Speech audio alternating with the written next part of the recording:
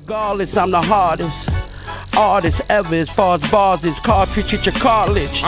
This infrared lighter turn a dark-skinned nigga to the DeBarge. Who want it with me? My shooters carry 2.45s like a quarter to 3.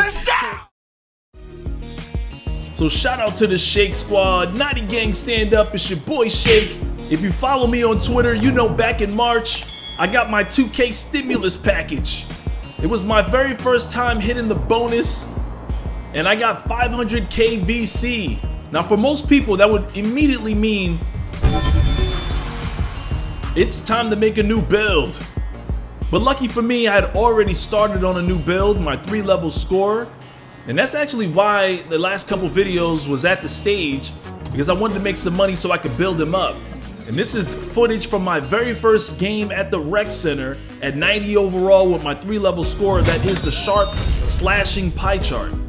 Big shout out to my guys for letting me go crazy in my first game at the rec center. Now I'm using quick draw gold with the Ray Allen jump shot. Big shout out to my buddy Headshot Nas for recommending that. This is definitely the most success that I've had jump shooting with this build in the rec center since I made him, and it's all thanks to that release. Now this is before patch 11, before they actually patched lobs and lob finishes. So at this point in time, I could not finish lob dunks in the rec center, which was a big letdown initially, especially since my driving dunk rating was higher than my slashing playmakers. I just really couldn't finish any lobs. But I had some friends that assured me that once I unlocked the contact dunk packages or leveled up high enough, I would be able to catch lobs regardless. And I was a 90 overall here, and as you just saw, even without the contact dunk packages unlocked, with Slasher Takeover, you could still mess around and get a mean contact dunk. Now because I don't have the highest ball handling, I find myself playing the 2 or the 3 a lot more often in the rec center. So most of your playmakers are going to end up being the point, and you're going to find yourself in more of a support role. And that doesn't mean you can't just take over games and dominate. You can definitely ISO, especially in takeover. But just remember, without a good point guard, you might not see the ball enough. So as long as you're getting the ball, you're slashing to the rim and knocking down catch and shoot jumpers, you'll build up enough takeover. Just try to get it to the halfway mark, somewhere around the E or the O, and you should be able to ISO. And because you have the best of both worlds, you know, shooting and driving, a lot of defenders have to decide how they want to play you. They can't play up on you too close, and they can't back up off you, or you'll end up dropping 60 plus points on them. So if you're looking to put up some monster numbers, this is definitely a good build for you. So back in March, I decided to make my 3-level score. And it wasn't actually because I hit 500k VC on the wheel. It was actually because of an image that was sent to me over Twitter. Big shout out to my man Cam Zemore, who showed me his 6'6" 3-level score at the point guard position. And I said, hey, I got nothing but time, might as well give it a try. Initially made this build because it reminded me of my slashing shot creator in 2K19, and I never really got that build past like 93 overall. This is what the 3-level score, the sharp slasher pie chart, looks like at 98 overall. In the near future, I'll do an update video and show you what it's like at 99.9. But as you can see, we have an 89 speed, 91 acceleration. At 99, you get an 85 driving dunk, which unlocks all the contact dunk animations. We've got an 85 3-point rating, ball handles at an 80, and we've got above average defensive attributes as well. These are the current badges that I'm working with. I kind of mix these up depending on who I'm playing with. As you can see, I always go with slithery finisher and fancy footwork on all of my builds. I've got 2 more shooting badges to get. I'm gonna get those done today. Normally I like to run difficult shots on Hall of Fame as well. And I'm probably gonna try out deep fades on Hall of Fame just because we get that 93 to a 95 post fade. These are my current playmaking badges. And because I seem to warrant a lot of double teams, especially when I'm going to the rim and I have to kick out to my teammates, I have bailout at least on bronze on all of my builds. And this is what I'm running on defense. The last event was 3v3 Pro on the half court setting. And because we had a lot of passes, you know, after you score, there's no checkup, so you just pick the ball up and pass it out. I had to run interceptor on bronze so I can at least try to get in between the passing lanes more often. But normally I run chase down artists on silver. And this is why I get a lot of chase downs and a whole lot of big, crazy animations.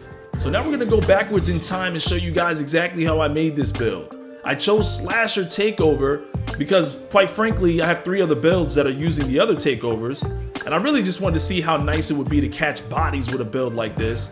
And keep in mind, he's already got elite shooting with Hall of Fame shooting badges, so I don't need anything else. It's really kind of cool to be able to shoot and also make people back up off me. And if they play me too tight, I can go right to the rim and posterize the big man.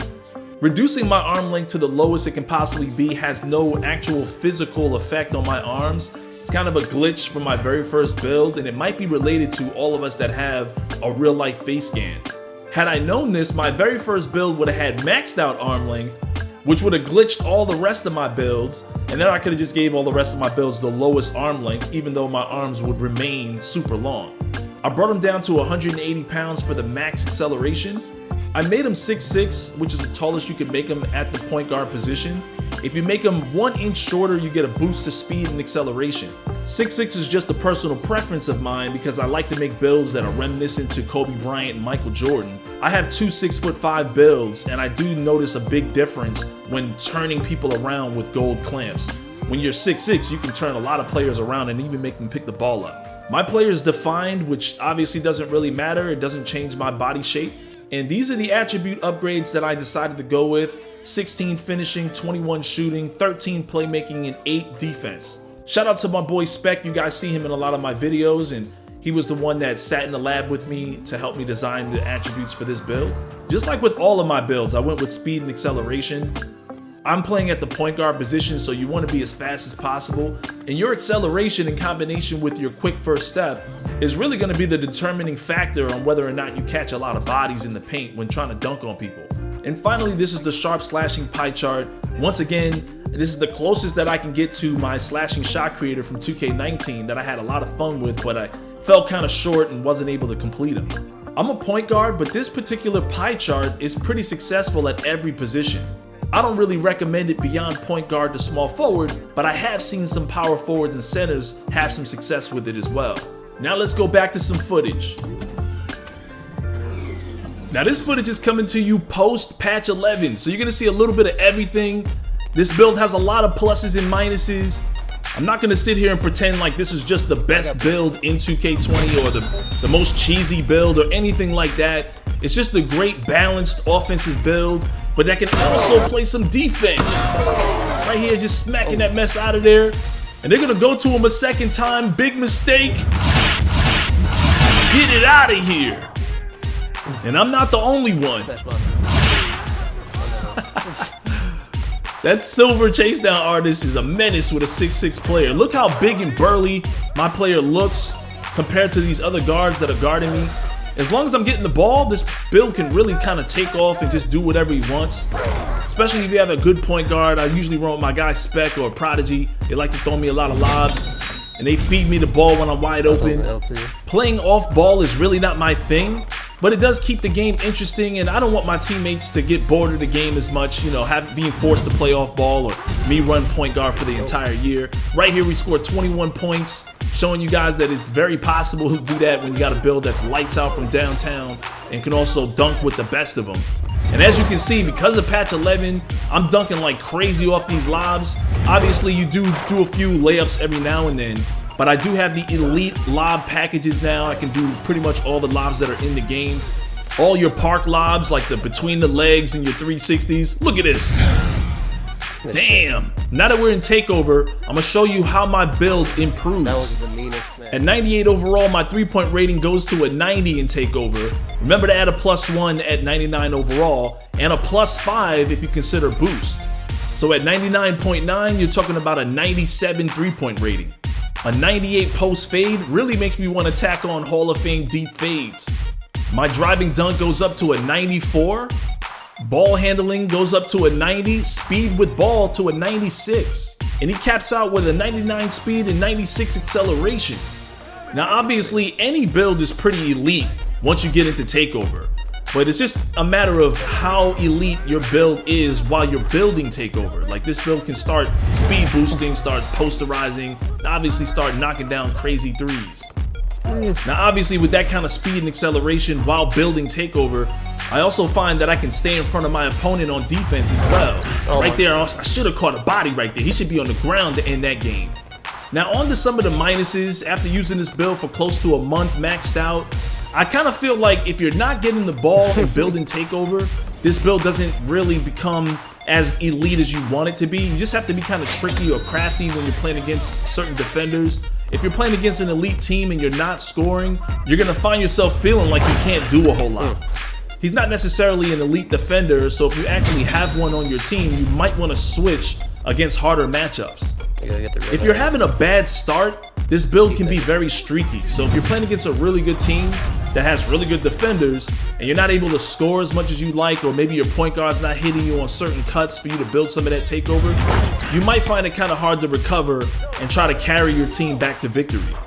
But that's it. As long as you get a couple dunks in or you knock a couple shots down, you can start going crazy. This build is probably one of the most fun builds I've ever used, especially at 99 overall. Does keep you playing my career to keep that 99 up.